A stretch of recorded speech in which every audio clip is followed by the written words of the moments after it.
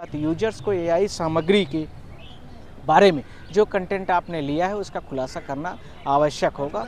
और तीसरी इसके साथ में प्लेटफॉर्म जो कंटेंट अपलोड करेगा, जैसे मान लीजिए आप न्यूज़ बना रही हैं और वीडियोस को आप अपलोड करेंगी, तो जो व्यक्ति जैसे आप इसके मैनेजर होंगे या जो भी मैनेजर होगा इस प्लेटफॉर्म का, तो उसकी पूरी जवाबदेही और जिम्मेदारी होगी। एआईज़ की मीमीज़, एआईज़ की फ़ोटो, एआईज़ की वीडियोस, एआईज़ को लेकर के बहुत तरीके से जितना हम सोच भी नहीं सकते हैं, बहुत सारी चीज़ें पूरा सोशल मीडियाज़ में बार टाइप की आ गई। साथ ही साथ में बहुत सारे यूट्यूब चैनल्स में भी बहुत सारे लोगों ने अपने अपने वीडियोस बनाए, बहुत सारे लोगों ने फेक आईडीज़ को भी जनरेट कर लिया किसी दूसरे के नाम से। वो बहुत सारे लोग आप सब जानते हैं और आप उस सब लोगों से भुक्तभोगी भी हैं। अब इसमें कोर्ट ने बहुत सारी चीज़ों को देखते हुए सरकार ने 10 फरवरी को एक नई गाइडलाइन जारी कर दी है। नई गाइडलाइन के साथ में यह स्पष्ट हो गया कि जो एआई डीप जनरेटेड चीज़ें होंगी, उसका नाम है, मैं स्पष्ट तरीके से आपको बता भी देना, एआई डीप फेक। इसका मतलब ये होता है कि कोई भी वीडियो यदि बनाई जा रही है, उस वीडियोस के अंदर में कुछ आप एआई जनरेटेड कुछ चीज़ों को डाल देते हैं। इसके साथ में आप बीच में कुछ पोस्टर वगैरह एआई जनरेटेड करके कुछ भी मिक्स करके किसी का हाथ ले लिया, किसी का पैर ले लिया, किसी का कुछ ले लिया, किसी का डायलॉग उठा लिया, इन सब चीज़ों पर काफ़ी चीज़ें रोक लगेंगी।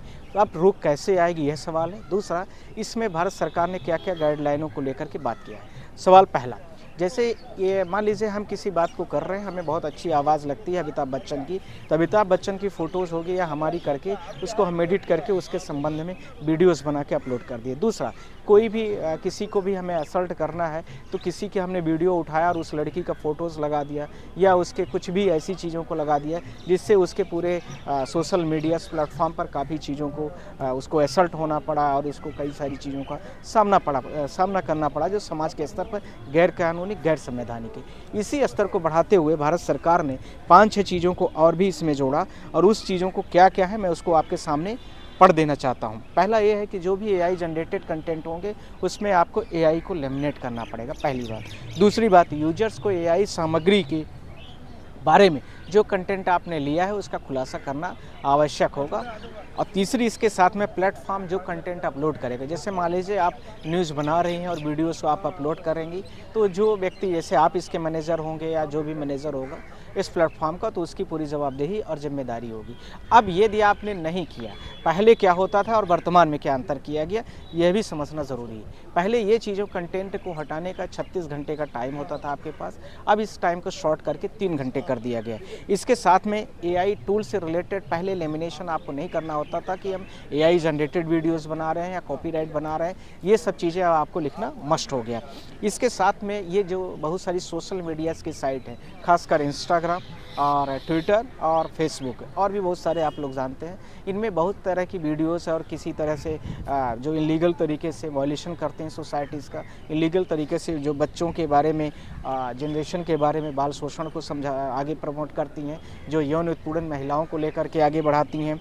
इसके साथ में और बहुत सारी चीज़ों को जो आगे बढ़ाया गया है, जिसमें से ऑडियो विजुअल कंटेंट शामिल है, कृत्रिम रूप से तैयार किए गए वास्तविक प्रतीत होती हैं, आर्टिफिशियली बना देते हैं पर वो ओरिजिनल लगते हैं, सामान्य एडिटिंग करते हैं, शैक्षणिक में बहुत सारी चीज़ों को गलत तरीके से एडिटिंग करते हैं, तो ये सारी चीज़ों को इसमें कंटेंट में शामिल कर दिया गया। इसके साथ में यह भी कहा गया है कि इसी सामग्री को स्पष्ट प्रमुख रूप से आपको लेबल लगाना आवश्यक होगा कि आपने क्या क्या बनाया है। पर कुछ चीज़ों पर इन्होंने पॉस्को एक्ट वगैरह की तरह उनको पूरी तरीके से रिस्ट्रिक्ट कर दिया गया है। आपत्तिजनक कंटेंट हटाने के लिए ऑटोमेटेड टूल्स बनाए गए हैं। ये क्या होता है, जैसे आपने अपने मोबाइल से वीडियोस बनाया तो अब क्या होगा कि अभी एआई जो होगा, मेटा डेटा जिसको हम लोग कहते हैं, उसके पास ये इन्फॉर्मेशन होगी कि इस मोबाइल से, इस एमआई नंबर से या इस जो आईपी नंबर होता है उसके माध्यम से वीडियोस बनाया गया है। पहले इसको साइबर क्राइम के अलावा किसी के पास इस चीज़ का पावर नहीं होता था और वो देख भी नहीं पाता था। दूसरा, इसके साथ में सरकार से जो अवैध चीज़ें हैं, इलीगल तरीके से कुछ भी आप वीडियोस बना देते थे,